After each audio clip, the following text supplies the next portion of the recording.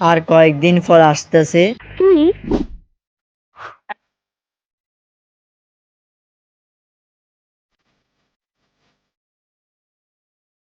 হ্যাঁ, একটা রমজানের ঈদ আর একটা কোরবান। আজকে কথা বলবো কোরবান নিয়ে। আমরা কোরবানি হাটে গিয়ে লাত্তি স্টার সহ্য করার পরও গরু বা ছাগল কিনে নিয়ে আসি।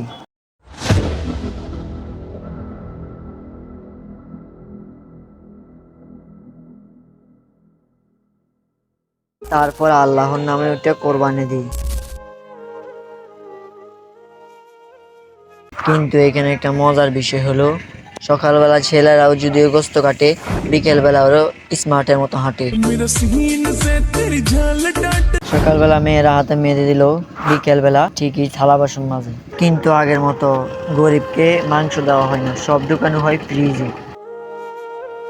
যাই হোক, তো যাই হোক, সবশেষে একটা গান শুনি।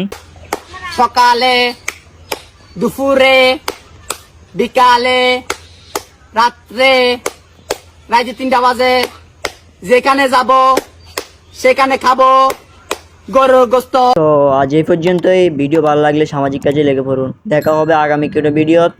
ভালো থাকবেন। আসসালামু আলাইকুম।